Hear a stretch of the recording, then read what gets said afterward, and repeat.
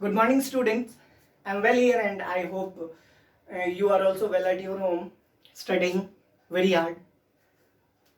Now, you have learned enough in chapter number 5, but still, some of you might have missed the sessions. So, today we are going to take a miscellaneous session which will cover the entire chapter number 5, that is coal and petroleum. प्यारे बच्चों, आपने अगर सभी sessions को नहीं देखा है तो इस पर्टिकुलर सेशन में हम पूरे के पूरे चैप्टर नंबर 5 को कवर करेंगे, जो कि है कोल एंड पेट्रोलियम. शॉर्ट होगा लेकिन बहुत अच्छा होगा, हम पूरी तरह से इस चैप्टर को समझ पाएंगे. तो बिना देरी की स्टार्ट करते हैं. सबसे पहली बात, कोल एंड पेट्रोलियम में ये बात है कि कोल क्या होता है और पेट्रोलियम क्या होता है. कोल और पेट्रोलियम की बात अगर मैं बताऊं बेटा, तो ये रिसोर्सेज होते हैं. रिसोर्सेज मतलब ऐसी चीज जो हमारे लिए ज़रूरी है. नहीं, रिसोर्सेज को आपने एसएसटी में भी पढ़ा होगा कि रिसोर्सेज क्या है. रिसोर्सेज ऐसी चीज होती है जो हमारे लिए बहुत ज़रूरी होती है, और ये बेसिकली नेचुरल रिसोर्स ज़्यादा इंपॉर्टेंट होता है हमारे लिए. अब एग्जाम्पल में हम कहते हैं वाटर हमारे लिए नेचुरल रिसोर्स है, इसी तरह एयर है, इसी तरह सॉइल है, ये सब क्या है, नेचुरल रिसोर्स. लेकिन अब नेचुरल रिसोर्स को दो भागों में बांटा गया, एक एग्जॉस्टिबल नेचुरल रिसोर्स और दूसरा इनएग्जॉस्टिबल नेचुरल रिसोर्स. अगर हम नेचुरल रिसोर्स की बात करें तो नेचुरल रिसोर्स कितने तरह का है बेटा. नेचुरल रिसोर्स है आपको दो तरह का, एक exhaustible natural resource, exhaustible natural resource, और दूसरा है इनएग्जॉस्टिबल नेचुरल रिसोर्स. दूसरा क्या है, इनएग्जॉस्टिबल नेचुरल रिसोर्स.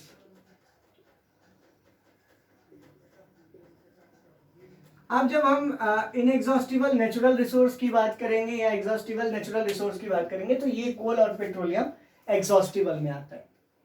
क्यों आता है एग्जॉस्टिबल में?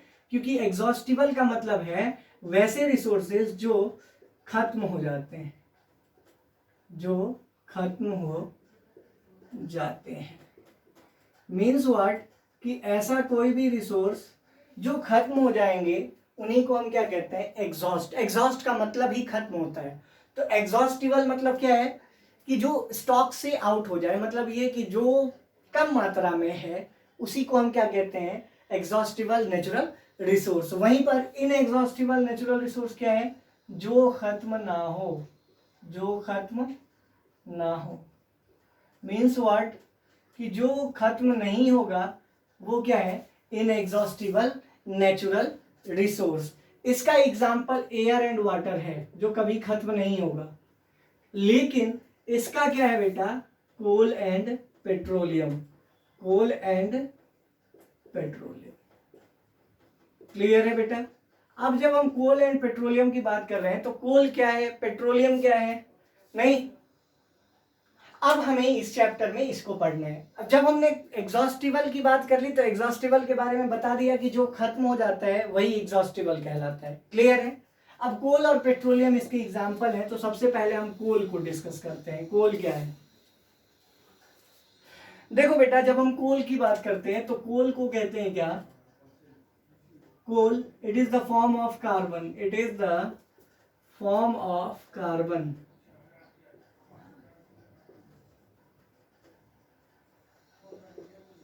नहीं, कोल क्या है, फॉर्म ऑफ कार्बन है. कार्बन का एक प्रकार है, कार्बन का एक फॉर्म है. क्लियर है? अब जब हम कोल की बात कर ही रहे थे तो दूसरी ओर कहेंगे क्या, कि कोल जो है वो कहां से ऑब्टेन होता है. नहीं, या कोल, पहले हम ये देख लेते हैं कि कोल किसको कहते हैं, कैसे ऑब्टेन होता है. तो हम कहेंगे क्या, कि coal is the dead remains of terrestrial plant and animal that got buried inside the earth crust and after millions of years lead to the formation of coal. कोल क्या है? कोल की अगर हम बात करेंगे तो कोल के बारे में ये कहते हैं कि कोल जो है वो क्या है, एक ऐसा फॉर्म ऑफ कार्बन है जो क्या करता है. तो हमारा आंसर क्या होगा कि हम कहेंगे कोल एक ऐसा फॉर्म ऑफ कार्बन है जो तब फॉर्म होता है जब टेरेस्ट्रियल प्लांट और एनिमल पृथ्वी के अंदर दब जाते हैं. Means what?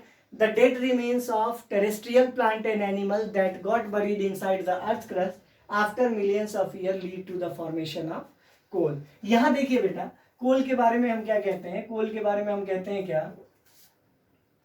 The dead remains of terrestrial plant and animal, terrestrial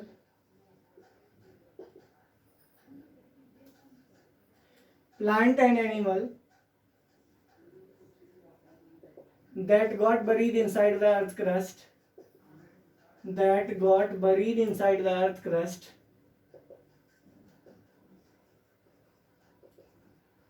the earth crust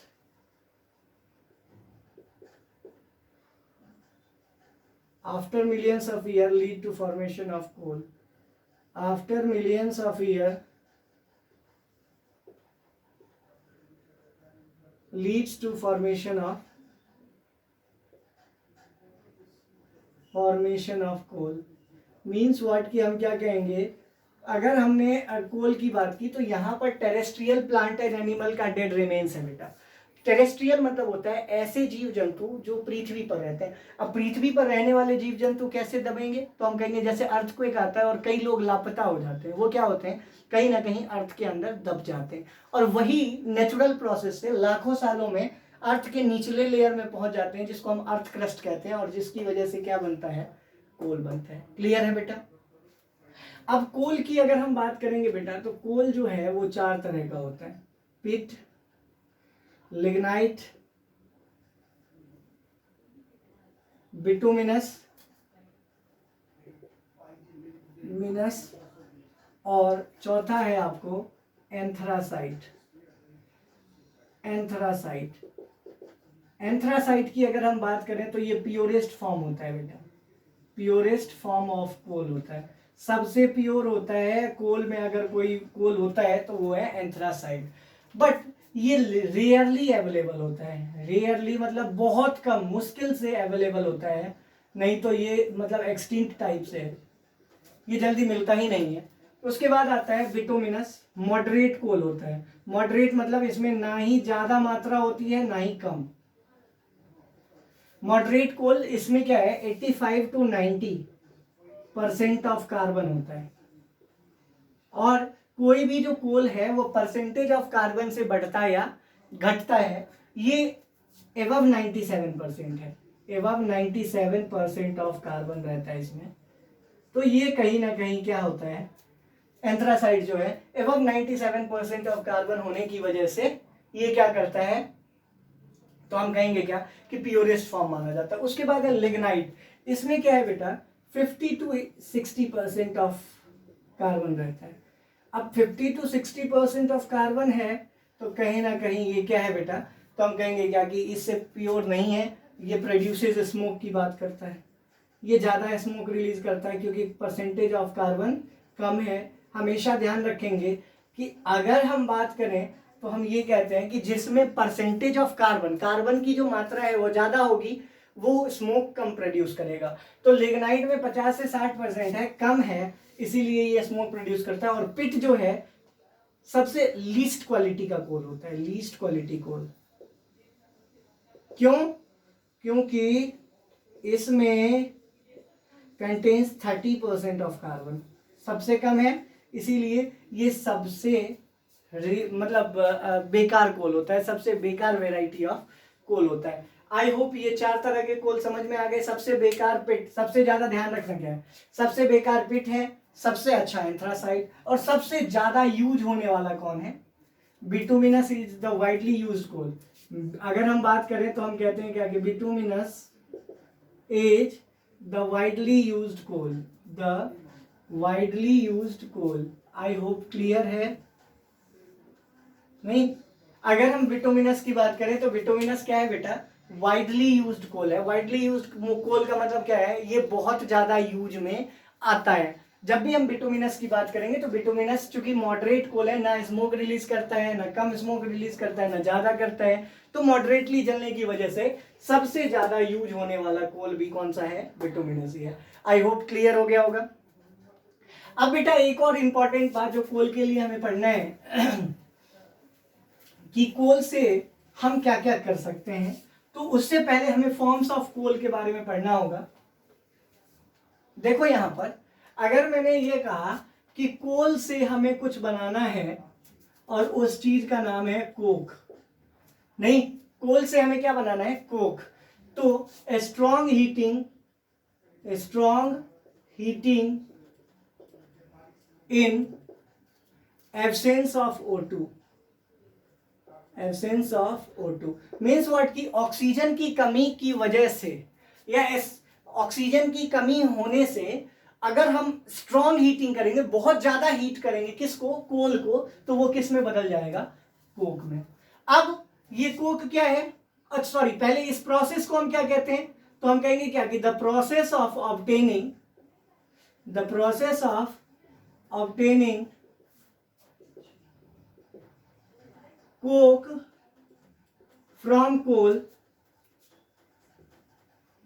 is called destructive distillation of coal. Destructive distillation of coal. ठीक है बेटा। अगर हमसे कोई ये पूछेगा कि कोल से अगर हमें कोक को ऑब्टेन करना है, अगर हम किससे किसको ऑब्टेन करेंगे, कोल से कोक को ऑब्टेन करेंगे, तो वो प्रोसेस क्या कहलाएगा, तो हम कहेंगे क्या कि वो प्रोसेस कहलाता है आपको डिस्ट्रक्टिव डिस्टिलेशन। मतलब ये कि अगर हमें कोल से कोक ऑब्टेन करना है तो हम उस पर्टिकुलर प्रोसेस को क्या कह सकते हैं, डिस्ट्रक्टिव डिस्टिलेशन कह सकते हैं। आई होप ये क्लियर हो गया होगा। अब यहां पर ये जो कोक है ये क्या है, it is the dark porous solid। अब ये डार्क होता है, पोरस सॉलिड होता है। कैसा सॉलिड होता है, पोरस, जो किसी चीज को एब्जॉर्ब कर सके, ठीक है, अपने अंदर अवशोषित कर सके, उस तरह का डार्क पोरस सॉलिड होता है। अब इसकी कैरेक्टरिस्टिक्स के बारे में पढ़ते हैं कि इसकी कैरेक्टरिस्टिक्स क्या है। कैरेक्टरिस्टिक्स ऑफ कोक, ठीक है बेटा। तो इट बर्न्स स्मोकलेसली। अब देखो बेटा, ये स्मोकलेसली बर्न करता है, मतलब ये कि ये जब जलता है तो किसी तरह का कोई पॉल्यूशन नहीं करता है। तो यहां पर अगर स्मोकलेसली बर्न कर रहे हैं, इसका मतलब मैक्सिमम अमाउंट ऑफ कार्बन होगा, मैक्सिमम अमाउंट ऑफ कार्बन। अब यहां एक और बात ध्यान रखनी है कि इसमें मैक्सिमम अमाउंट ऑफ कार्बन कहा है ना मैंने, तो वाकई में इसके बारे में यह कहा जाता है कि it is the purest form of carbon. It is the purest form of, पूरे कार्बन का ही अगर सबसे प्योरेस्ट फॉर्म देखें तो कौन सा आता है, कोक आता है। क्लियर है बेटा। कोक के बारे में ये कहा जाता है कि ये जो है ना वो प्योरेस्ट फॉर्म ऑफ कार्बन होता है। कैसा फॉर्म होता है, प्योरेस्ट फॉर्म। आई होप क्लियर है। उसके बाद नेक्स्ट पॉइंट क्या है, it does not pollute the environment. It does not pollute the environment, ये कभी भी एनवायरमेंट को पॉल्यूट नहीं करता है। आई होप क्लियर है, कोई प्रॉब्लम नहीं है। अगर हमने बात की तो इसमें ये कहा कि ये कभी एनवायरमेंट को भी पॉल्यूट नहीं करता है। क्लियर है। तो ये तीन तो इसकी कैरेक्टरिस्टिक्स हो गई। अब यूजेस की अगर हम बात करें तो कोक का यूज एक्सट्रैक्शन ऑफ मेटल में, मेटल्स को उसके ओर से, उसके अंदर से, मीन्स व्हाट की किसी खान से, किसी स्टोर से अगर हमें मेटल को निकालना है तो उसमें किसकी जरूरत पड़ती है, कोक की। Means what, it is used in extraction of metal. It is used in extraction of metal, of metals. Means what कि इसका यूज हम एक्सट्रैक्शन ऑफ मेटल्स में करते हैं। वहीं दूसरी ओर इसका यूज किस में करते हैं, तो हम कहेंगे क्या कि it is used in it is used इन, अगर हमने बात की इसकी तो हमने ये कहा कि कोक का पहला यूज एक्सट्रैक्शन ऑफ मेटल में होता है, तो वहीं पर अगर हम दूसरे यूज की बात करेंगे तो हम ये कहेंगे कि it is used in manufacturing of stainless steel. Means what, कि मैन्युफैक्चरिंग ऑफ स्टेनलेस स्टील की बात होगी तो भी कौन काम आता है, तो हमारा आंसर क्या होगा, तो हमारा आंसर हो जाना चाहिए कोक। कोक के बारे में ये कहा जाता है कि ये एक्सट्रैक्शन ऑफ मेटल्स में भी यूज होता है और साथ ही साथ मैन्युफैक्चरिंग ऑफ स्टेनलेस स्टील में भी यूज होता है। बहुत ध्यान से देखने की जरूरत है। कोल से कोक को ऑब्टेन करना स्ट्रॉन्ग हीटिंग होता है इन एब्सेंस ऑफ ऑक्सीजन। इस प्रोसेस को डिस्ट्रक्टिव डिस्टिलेशन कहते हैं। इसके बारे में, कोक के बारे में ये कहा जाता है कि ये डार्क पोरस सॉलिड होता है। उसके बाद अगर हम कैरेक्टरिस्टिक्स की बात करेंगे तो हम ये कहेंगे कि कैरेक्टरिस्टिक्स में ये बिना स्मोक के जलता है, बिना किसी स्मोक के ये जलता है। दूसरी बात, ये प्योरेस्ट फॉर्म ऑफ कार्बन भी होता है। और उसके बाद हम ये भी कहते हैं कि ये कभी भी सॉइल को पॉल्यूट नहीं करता है, क्योंकि ये बर्न करते समय अगर हम बात करें इसकी, तो ये अगर बर्न करते समय स्मोक ही रिलीज नहीं करेगा, अगर हम इसकी बात करें तो ये अगर कभी स्मोक ही रिलीज नहीं करेगा तो क्या ये कभी पॉल्यूशन करेगा? हमारा आंसर क्या होगा? नहीं। अब इसके बाद बचता है इसका यूज। इसके यूज के बारे में कहते हैं क्या, कि ये एक्सट्रैक्शन ऑफ मेटल्स में भी काम आता है। क्लियर है?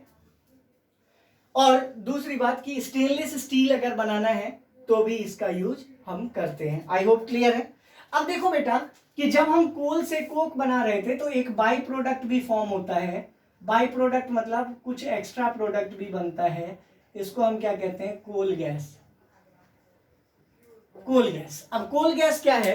कोल गैस के बारे में कहते हैं कि it is the byproduct formed as a result of destructive distillation of coal. Coal gas क्या है? कोल गैस एक ऐसा प्रोडक्ट है जो डिस्ट्रक्टिव डिस्टिलेशन ऑफ कोल के रिजल्ट में बनता है। यहां पर देखिए बेटा, यहां पर अगर हम इसकी बात करेंगे तो हम ये कहेंगे coal gas is obtained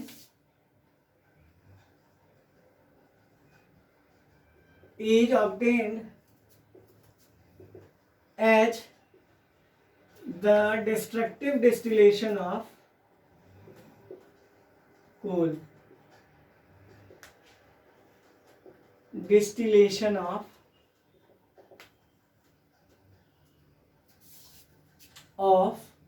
coal obtained as the byproduct of, यहां ये ध्यान रखना है, इसको इसीलिए मैंने ऊपर लिखा है कि ये हमेशा आपको याद रहे। डिस्ट्रक्टिव डिस्टिलेशन के बाई प्रोडक्ट के रूप में जो चीज निकल कर आती है वो क्या है? तो हम कहेंगे कोल गैस। इसका यूज क्या है? तो it is used in factories as a fuel. It is used in factories as a fuel. Fuel के रूप में फैक्ट्रीज में ये काम आता है। क्लियर है? उसके बाद है बेटा कोल टार। कोल टार, it is a mixture of more than 200 substances. It is a mixture of more than 200 substances. ये क्या है? mixture of more than 200 substances. देखो बेटा, यहां मैंने कोल गैस के बारे में आपसे क्या कहा था कि कोल गैस क्या है? डिस्ट्रक्टिव डिस्टिलेशन ऑफ कोल जब होता है ना, तो उसके रिजल्ट में एक बाई प्रोडक्ट बन जाता है। क्या बन जाता है? एक बाई प्रोडक्ट बन जाता है। अब बाई प्रोडक्ट को हम कैसे समझेंगे कि बाई प्रोडक्ट क्या होता है? तो हम कहेंगे कि जब हम गन्ने का रस निकालते हैं तो गन्ना जो होता है उसका रस एक तरफ हो जाता है और उसके जो छिलके हैं वो एक तरफ। वो जो छिलका है ना, वो मोलेसिस बना देता है, वो अल्कोहल के प्रोडक्शन में यूज होता है। तो वो बाई प्रोडक्ट है। क्यों बाई प्रोडक्ट है? क्योंकि हमने गन्ने के रस को निकालना प्राइमरी समझा था, लेकिन ये भी अगर निकल गया और काम का है तो वो कहीं ना कहीं बाई प्रोडक्ट हो जाता है। मेन प्रोडक्ट के अलावा, मेन प्रोडक्ट हमारा क्या था गन्ने में? रस। उसके अलावा जो भी प्रोडक्ट निकला वो क्या हो गया? By product. तो यहां पर कोल से मेन प्रोडक्ट क्या था? कोक, लेकिन बाद में क्या निकल गया? कोल गैस, तो वो बाई प्रोडक्ट हो गया। तो इसका यूज फैक्ट्री में फ्यूल के रूप में किया जाता है। वहीं पर अगर हम कोल टार की बात करें तो कोल टार के बारे में ये कहते हैं कि ये 200 से ज्यादा चीजों को मिलाकर बनता है। फिर इसका यूज क्या करते हैं? तो हम कहेंगे it is used used in making perfume, in making perfume बनाने में काम आता है। उसके बाद डाई, बालों में जो लगाते हैं वो, सरफेसिंग ऑफ रोड, रोड्स बनाने में काम आता है, एक्सेट्रा। आई होप आपको यहां तक क्लियर हो गया होगा। तो बेसिकली जो 5th चैप्टर में मेन इंपॉर्टेंट चीजें थी उसको हमने डिस्कस कर लिया है। अब जब हम नेक्स्ट क्लास में मिलेंगे तो हम क्वेश्चन आंसर्स को डिस्कस करेंगे। इसको बहुत ध्यान से देखने की कोशिश कीजिए और इसको समझिए।